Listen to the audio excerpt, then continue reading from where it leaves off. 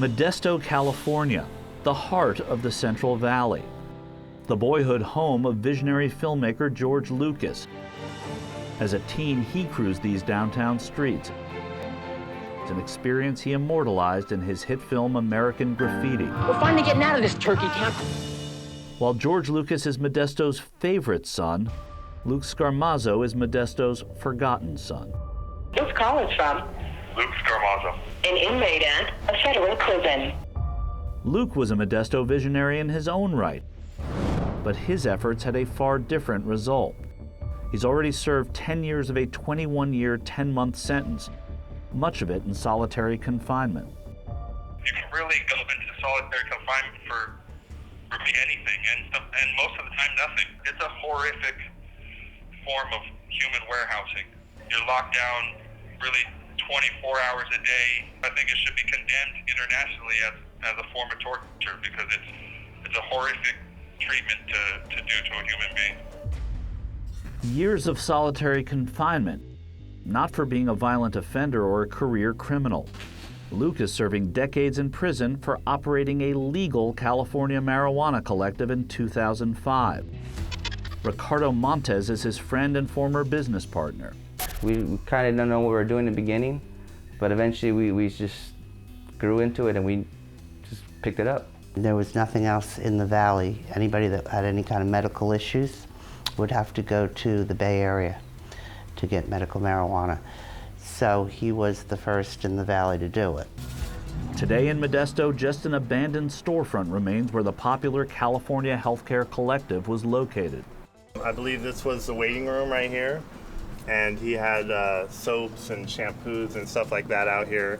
And then in the back room was the cannabis that he sold. We had staff members out front to assist the handicaps and just assist the people, and also to check if they have a valid California ID and a doctor's recommendation before you can enter the premises. The collective earned $9 million in 15 months, and the business paid $2 million in taxes. Its high-profile success got national attention, like this 60 Minutes interview. Luke had been variously described as a businessman, a hip-hop artist, and by the government as a drug dealer. Which of the above apply to you? I'm a hip-hop artist first, because that's what I've always been. And I'm a businessman second, but I'm not a drug dealer. But you're in the drug business, correct? Correct. The business gave Luke a shot at his dream of hip-hop stardom. He self-funded a big-budget music video that got noticed. Say it crystal clear till I make them understand. Another day at the office, this is business, man. If you owe me, homie, better be giving it up. Why you mad at me? Cause I'm living it up. It was called The Businessman. And in the video, you see marijuana and money, and the government did not like that at all. Go ahead and light you the joint and kick up your legs and put your finger in the air and yell, fuck the feds. Just weeks after the video's release, federal and local drug agents pounced.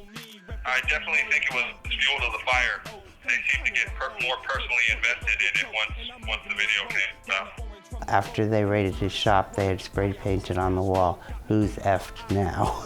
Let me handle my business, damn. Once they arrested us, they were telling us, oh, you're gonna do this much time. But in our minds, we just felt like, you know, we paid our taxes. We did everything by the book. You know, why is this going on? Among the 18 federal charges against them, conducting a continuing criminal enterprise. It's a charge for kingpins. It's the highest drug charge you could get in federal government. And it carries a mandatory minimum of 20. Charged with federal crimes, their defense of operating a state legal collective in California was inadmissible at trial. But Luke's hip-hop video was admissible. Prosecutors used it against them to convince jurors that Luke and Ricardo were drug kingpins. At the time, we didn't know we were breaking federal law. Yeah, I understand. We did break it. I'm not going to sit there and deny it. But the thing is, you can't have something that's going against each other, conflict. You know, we weren't transferring stuff out of state. We're just giving it to patients. You know, if we cross interstate commerce, I understand, that's federal law. But for just in-state, in county, I just, you know, We felt like we were just getting picked on. Luke was sentenced to 21 years and 10 months, and Ricardo got 20 years. With appeals denied, they both were sent to federal prisons to do hard time for selling medical marijuana. It really makes me angry to think that my son is sitting in a prison rotting away. I mean, where's the justice in that? It's so unjust. Luke's only child, Jasmine Scarmazzo, was 5 at the time of the conviction. The first memory that pops in my mind is my mom calculating 236 months before anybody did. And then when I seen my mom start pouring down in tears, she was like, that's 22 years, like, what? The worst part was the trial. It was the guilty verdict and having to take Jasmine out of the courtroom crying. Today, she's 15 and has lived a decade without her dad. Her only connection to Luke are rare prison visits and 15-minute phone calls. Me laying in my bed or just all of a sudden having thoughts about my father, crying in class randomly. I had to not wear my heart on my sleeve all the time. When I was younger, recitals did come up, my soccer tournaments. I was super into sports. It almost became normal to me not to have him there. And it's not like I never stopped thinking about it or wishing that he was there, but it kind of just became something I had to deal with regardless, because I can't do anything about it. Being a father in prison is extremely difficult. She's my inspiration. She's everything to me. When I fight for my freedom, when I'm... This call is from a federal prison. She's there for me. She goes out and advocates for me, and you know, I love her so much, and I can see how much my incarceration takes a toll on her, and it's just heartbreaking to me. Ricardo Montes also has a daughter. Together, Nina and Jasmine joined forces in 2016 to create a video of their own, hoping to attract a different kind of attention. But you can help change our future. Please help us by signing and sharing this petition urging President Obama to free our dads and let them come home to us. When they made that video, it touched me, Luke. It was like, it's like, man, it kills you having your daughters hurt. Because it's not hard doing time. The hard thing is seeing everybody else grow up. That's the hard thing. It is my strong belief that by exercising these presidential powers, I have the chance to show people what a second chance can look like. Hoping for their second chance, Luke and Ricardo petitioned the Obama administration for clemency. We submitted it together. So once he got denied, I thought I was going to get denied, and the last day of Obama's presidency, I was granted clemency. My dad deserved it too, but I'm glad that he's free.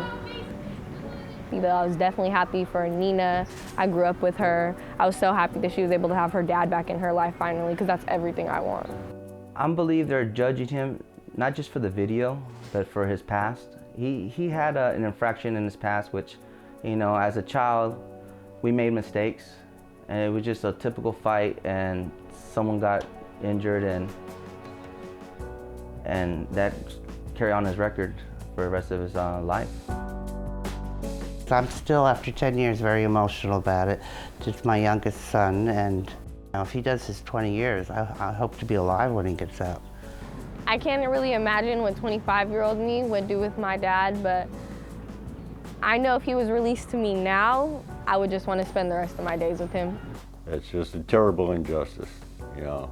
If the president could do what he should do, is give clemency to Luke.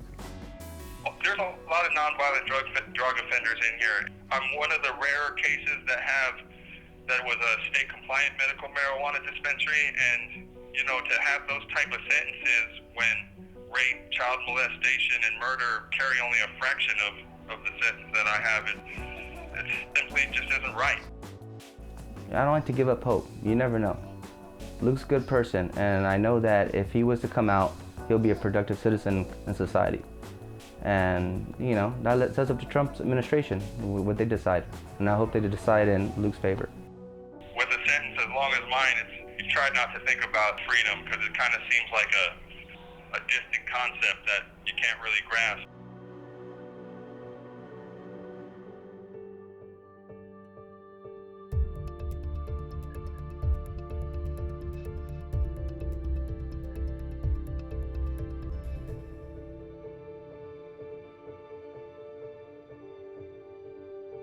I just want to get out and be a dad again.